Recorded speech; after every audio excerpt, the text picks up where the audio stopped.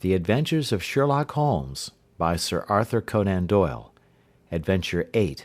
The Adventure of the Speckled Band. On glancing over my notes of the 70-odd cases in which I have during the last 8 years studied the methods of my friend Sherlock Holmes, I find many tragic, some comic, a large number merely strange, but none commonplace. For, working as he did rather for the love of his art than for the acquirement of wealth, he refused to associate himself with any investigation which did not tend towards the unusual, and even the fantastic.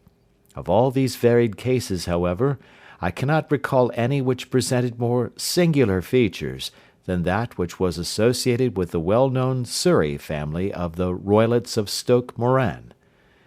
The events in question occurred in the early days of my association with Holmes, when we were sharing rooms as bachelors in Baker Street.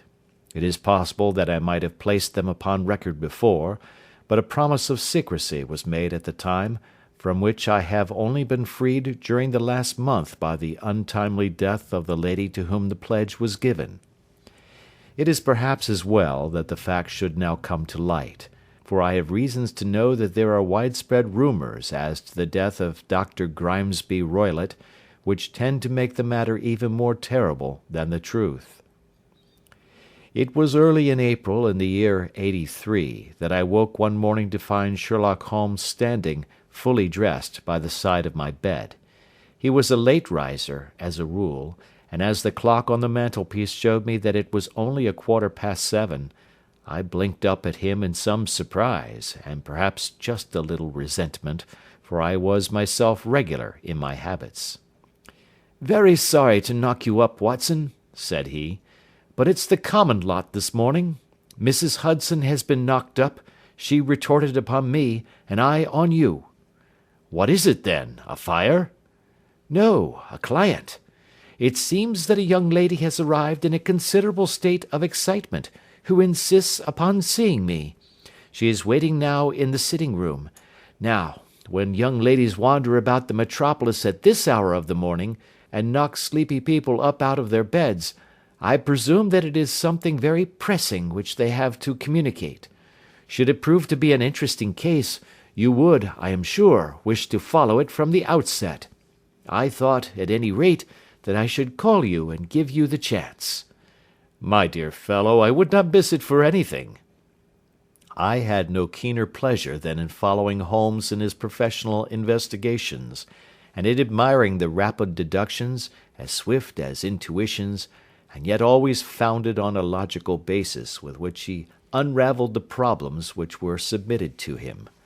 I rapidly threw on my clothes, and was ready in a few minutes to accompany my friend down to the sitting-room. A lady, dressed in black, and heavily veiled, who had been sitting in the window, rose as we entered. "Good morning, madam," said Holmes cheerily. "My name is Sherlock Holmes. This is my intimate friend and associate, Dr. Watson, before whom you can speak as freely as before myself. Ha! I am glad to see that Mrs. Hudson has had the good sense to light the fire. Pray draw up to it, and I shall order you a cup of hot coffee, for I observe that you are shivering." "It is not cold which makes me shiver," said the woman in a low voice, changing her seat as requested. "What then?"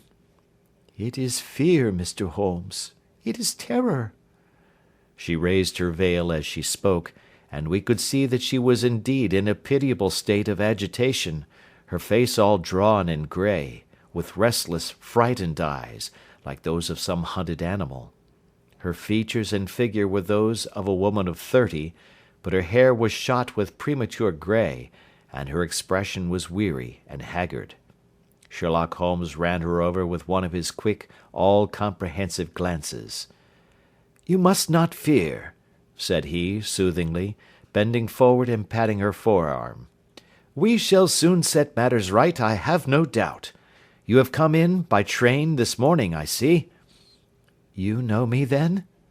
"No, but I observed the second half of a return ticket in the palm of your left glove. You must have started early, and yet you had a good drive in a dog-cart, along heavy roads, before you reached the station." The lady gave a violent start and stared in bewilderment at my companion. "There is no mystery, my dear madam," said he, smiling. "The left arm of your jacket is spattered with mud in no less than 7 places. The marks are perfectly fresh. There is no vehicle save a dog-cart which throws up mud in that way, and then only when you sit on the left-hand side of the driver." "Whatever your reasons may be, you are perfectly correct," said she. "I started from home before 6, reached Leatherwood at 20 past, and came in by the first train to Waterloo. Sir, I can stand this strain no longer. I shall go mad if it continues. I have no one to turn to, none, save only one, who cares for me, and he, poor fellow, can be of little aid. I have heard of you, Mr. Holmes. I have heard of you from Mrs. Farintosh, whom you helped in the hour of her sore need. It was from her that I had your address. Oh, sir, do you not think that you could help me, too, and at least throw a little light through the dense darkness which surrounds me? At present, it is out of my power to reward you for your services, but in a month or 6 weeks I shall be married, with the control of my own income, and then at least you shall not find me ungrateful." Holmes turned to his desk, and, unlocking it, drew out a small case-book, which he consulted. "Farintosh," said he. "Ah, yes, I recall the case. It was concerned with an opal tiara. I think it was before your time, Watson. I can only say, madam, that I shall be happy to devote the same care to your case as I did to that of your friend. As to reward, my profession is its own reward, but you are at liberty to defray whatever expenses I may be put to at the time which suits you best. And now I beg that you will lay before us everything that may help us in forming an opinion upon the matter." "Alas," replied our visitor, "the very horror of my situation lies in the fact that my fears are so vague, and my suspicions depend so entirely upon small points, which might seem trivial to another, that even he to whom of all others I have a right to look for help and advice looks upon all that I tell him about it as the fancies of a nervous woman. He does not say so, but I can read it from his soothing answers and averted eyes. But I have heard, Mr. Holmes, that you can see deeply into the manifold wickedness of the human heart. You may advise me how to walk amid the dangers which encompass me." "I am all attention, madam." "My name is Helen Stoner, and I am living with my stepfather, who is the last survivor of one of the oldest Saxon families in England, the Roylotts of Stoke Moran, on the western border of Surrey." Holmes nodded his head. "The name is familiar to me," said he. "The family was at one time among the richest in England, and the estates extended over the borders into Berkshire in the north, and Hampshire in the west. In the last century, however, 4 successive heirs were of a dissolute and wasteful disposition, and the family ruin was eventually completed by a gambler in the days of the Regency.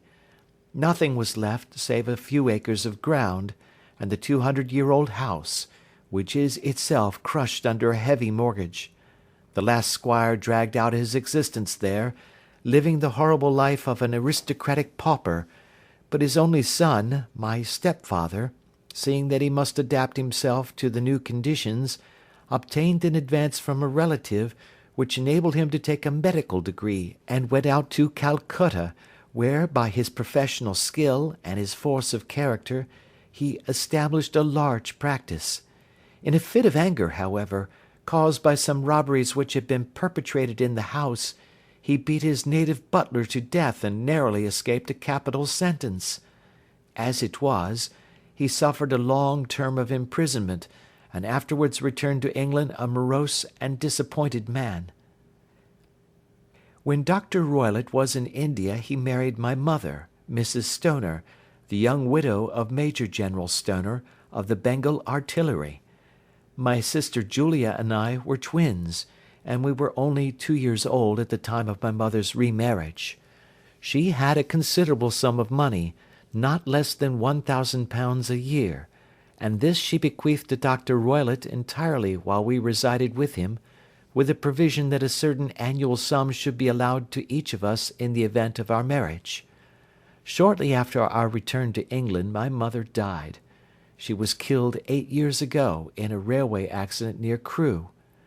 Dr. Roylott then abandoned his attempts to establish himself in practice in London, and took us to live with him in the old ancestral house at Stoke Moran. The money which my mother had left was enough for all our wants, and there seemed to be no obstacle to our happiness. But a terrible change came over our stepfather about this time. Instead of making friends and exchanging visits with our neighbours, who had at first been overjoyed to see a Roylott of Stoke Moran back in the old family seat, he shut himself up in his house, and seldom came out save to indulge in ferocious quarrels with whoever might cross his path. Violence of temper approaching to mania has been hereditary in the men of the family, and in my stepfather's case it had, I believe, been intensified by his long residence in the tropics. A series of disgraceful brawls took place, 2 of which ended in the police court, until at last he became the terror of the village, and the folks would fly at his approach, for he is a man of immense strength, and absolutely uncontrollable in his anger. Last week he hurled the local blacksmith over a parapet into a stream, and it was only by paying over all the money which I could gather together that I was able to avert another public exposure. He had no friends at all save the wandering gipsies, and he would give these vagabonds leave to encamp upon the few acres of bramble-covered land which represent the family estate, and would accept in return the hospitality of their tents, wandering away with them sometimes for weeks on end. He has a passion also for Indian animals, which are sent over to him by a correspondent, and he has at this moment a cheetah and a baboon, which wander freely over his grounds and are feared by the villagers almost as much as their master. You can imagine from what I say that my poor sister Julia and I had no great pleasure in our lives. No servant would stay with us, and for a long time we did all the work of the house. She was but 30 at the time of her death, and yet her hair had already begun to whiten, even as mine has. Your sister is dead, then? She died just 2 years ago, and it is of her death that I wish to speak to you. You can understand that, living the life which I have described, we were little likely to see any one of our own age and position. We had, however, an aunt, my mother's maiden sister, Miss Honoria Westphail, who lives near Harrow, and we were occasionally allowed to pay short visits at this lady's house.